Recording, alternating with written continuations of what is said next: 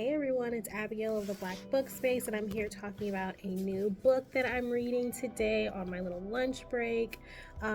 Black History Month is coming up, Valentine's Day is coming up.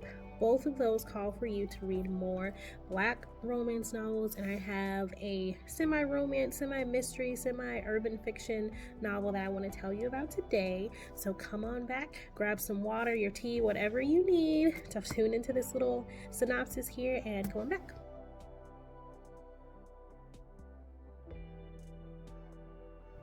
Okay, so you guys know I love recommending a good book. So this one is called Single Black Female.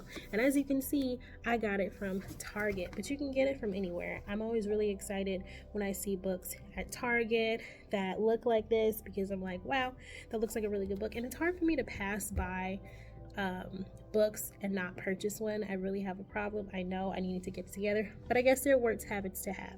So this book centers around the lovely Ivy, whose husband unfortunately is away in prison.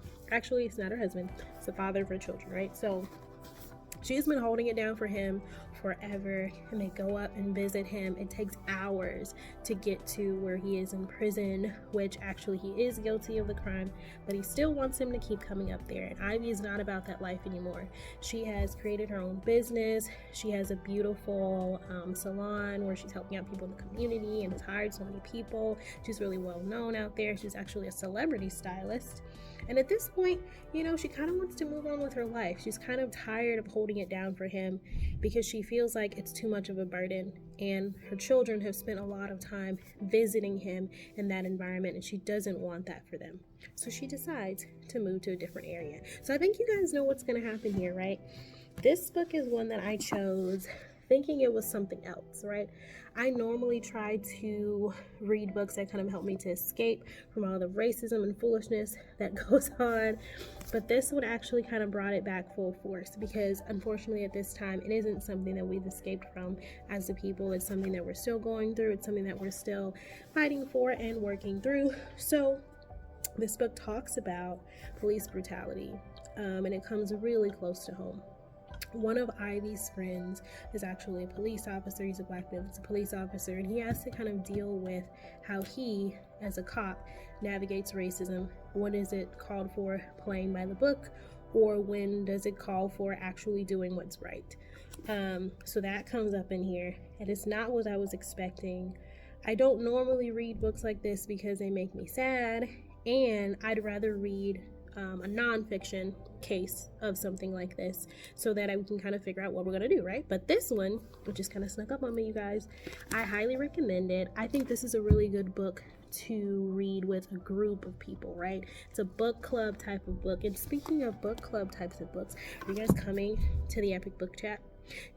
Your answer should be yes, because the Epic Book Chat is happening both online and in person, and it is super affordable. You're going to get fed. You're going to be able to talk about the book 7 days in June.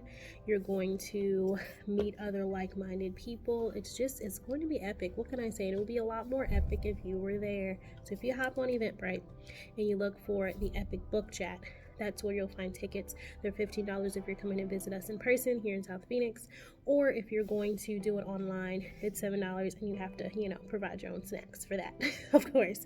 But we're going to be talking about that book. And like I said, this is a really good book. If you're looking for a book for your book club, I would recommend this one for a few reasons. First of all, it talks about some really important, very deep conversations that need to be had.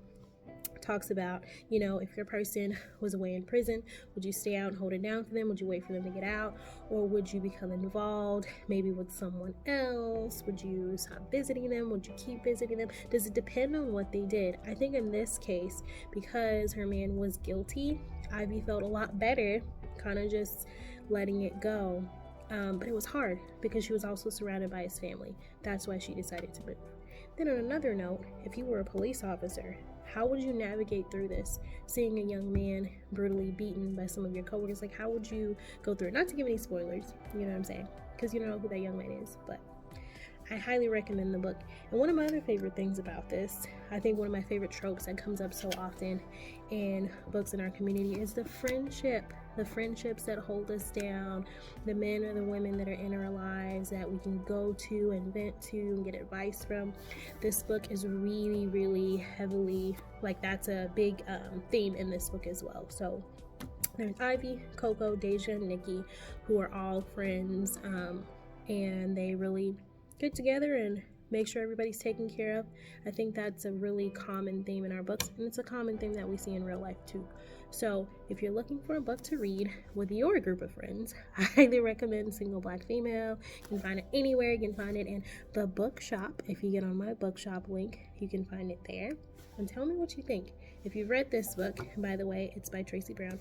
If you've read this book, let me know what you think. I think it's incredibly well written. I think it's a unique take on a story. It's different from how I thought it would be, but I was pleasantly surprised and kind of snapped me back to reality a little bit too. It let me know that there are a lot of things that I need to be talking about a lot more on my book blog, just in a very different way than I have been, and this book kind of opened my mind to that again. So I was pleasantly surprised, and I think you will be too.